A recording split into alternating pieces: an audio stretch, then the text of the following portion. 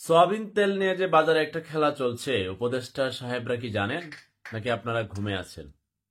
ওই প্রধান উপদেষ্টার একজন প্রেস সচিব নাকি যেন, শফিকুল আলম নাকি জানে, ওনাকে দেখলাম একটা টক শোতে আসছেন। সাংবাদিক জিজ্ঞেস করছেন সয়াবিন তেল কেন নেই। বলছে কে বলছে নেই? আমি তো জানি আছে। আমার নিকটস্থ বাজারে দেখলাম, আমার এলাকায় দেখলাম আছে। তো বাজারে যে অতিরিক্ত দামে বিক্রি হচ্ছে আপনি জানেন? যে 818 টাকা 5 লিটার লেখা, সেটা 880 টাকাও পর্যন্ত বিক্রি করে। এখানেই খেলা শেষ না। কোম্পানি কি করছে, দোকানদারকে বলছে তুমি যদি আমার কাছ থেকে 2 কার্টুন তেল নাও, 3 কার্টুন তেল নাও, তাহলে তোমাকে আটা নিতে হবে, ময়দা নিতে হবে, পোলাও চাল নিতে হবে, ডাল নিতে হবে, সরিষার তেল নিতে হবে। তাহলে এগুলো আবার তুমি কাস্টমারকে বিক্রি করবা। কোম্পানি পলিসি পাইছে না, এখন ওইগুলো বাধ্য বাধ্য করছে। আবার দোকানদার যদি কোনো কাস্টমারকে বাধ্য করে যে না তেল নিলে আপনাকে পোলাও চাল নিতে হবে, তখন কোনো কাস্টমার তো চেইত্তা মিথ্যা ফায়ার ইয়া দোকানদাররে মনে করেন কি যে করব এই ভয়ে, এই মান সম্মানের ভয়ে দোকানদার আর ওই তেলের সাথে পোলার চাল হয়তো বাধ্য করে না, কিন্তু কোম্পানি ঠিকই দোকানদারে বাধ্য করছে। আবার অনেক আই লাভ ইউ দোকানদার আছে, চিন্তা করলো আরে বোতলের তেল 167 টাকা লিটার, খোলাটা 185 টাকা লিটার, তো মুখ খুইলা ঢাইলা দে বিক্রি কর। এখন খোলা তেল আর বোতল তেলের এই সামঞ্জস্য যে বাজারে চলছে, মনিটরিং এর অভাব যে আছে, এটা কি আপনারা জানেন? একটা সংকট চলছে, বিতর্ক চলছে। মানে দেশ কি সরকার চালায় না ব্যবসায়ীরা চালায়? উত্তরটা আপনি দিয়েন তো। আমার কাছ থেকে যদি উত্তর চান এদেশের একজন নাগরিক হিসাবে, আমি বলবো ব্যবসায়ীরা চালায়।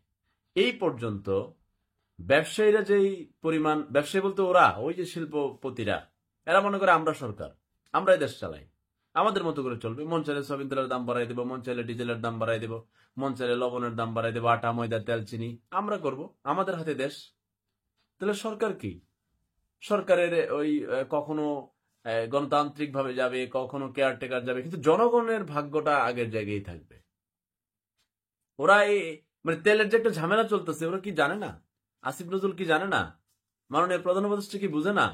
ছাত্রদের প্রতিনিধি জনাব নাহিদ, জনাব আসিফ, আপনারা কি দেখতেছেন না যে তেলের একটা সংকট চলতেছে রে ভাই, একটা ঝামেলা বাজারে চলতেছে, একটা অনিয়ম চলতেছে। এখন আপনারা যদি এটাকে না বুঝেন, আবার অনেক আমার আই লাভ ইউ সম্পর্কের মানুষ আছেন না অনলাইনে, যে আরে ভাই আপনি তো সরকারকে সাপোর্ট করছিলেন। আরে ভাই, আপনি যে আমাকে সাপোর্ট করেন, আপনার প্রতি প্রশংসা। আমি অন্যায় করলে আপনি আমাকে সাপোর্ট করবেন না? এখন মনে করেন যে সরকারই থাকুক, সেটা মানবতা এই গণতান্ত্রিক পদ্ধতিতে চাকার যে পদ্ধতিতে গিয়ে বসুক, সে যখন ভালো করবে তার প্রশংসা করবো, যে যখন ঘুমে থাকবে তার ডাইকে তুলবো, সে অন্যায় করলে তার বিপক্ষে বলবো। এটাই তো হওয়া উচিত একজন নাগরিকের। নাগরিক কি একটা দল করব, আর এই দলের পিছনে পাও ছাড়বো, সে অন্যায় করলে জি করবো নাকি? ডক্টর ইউনূস ভালো করলে তার প্রশংসার সমর্থন থাকবে, অন্যায় করলে ভেজাল করলে তার বিরুদ্ধে যাবে। এইটা তো ফয়সালা। সয়াবিন তেলের যে ঝামেলা চলতেছে বাজারে, এটা কি আপনারা বুঝেন না? যে ব্যবসায়ীদেরকে একটা কথা বলতেছে, কাস্টমারকে সাথে একটা তর্ক বিতর্ক কেচাল চলতেছে, এটা সমন্বয় করেন, ম্যানেজমেন্ট করেন। খোলা তেল, বোতলের তেল কোম্পানির সাথে বসেন, আর ভোক্তা অধিকারকে ওই দোকানে দোকানে না পাঠায় মেঘনাতে পাঠান, বসুন্ধরাতে পাঠান, টিকেতে পাঠান, যে গ্রুপগুলোর সাথে বসেন। আসলে মেইন জায়গায় গিয়ে বসছেন যে এই ঘটনা, এখন এই করতে হবে, এই তেলে না, এখন এমআরপিতে একটা বিক্রি হয়, একটা খোলাতে একটা, বোতলে একটা, কয় তেল নিলে ওই আটা নিতে হবে, ময়দা নিতে হবে, এগুলো কেচাল ভাঙ্গেন। নাহলে মানুষ তো মন্দাচারি করবে। মানুষ না করলে আমি তো আছি, আমার তো ওই সরকার গুনার টাইম নেই, কোন নেতা গুনার টাইম নেই। আমি দেশের নাগরিক, আমি ভুল করলে আপনি বলবেন, আপনি ভুল করলে আমি বলবো, সরকার ভুল করলে বলবো। 5 টাকা গোলামি করার অবস্থা আমার নাই। আমরা তো আল্লাহর গোলাম।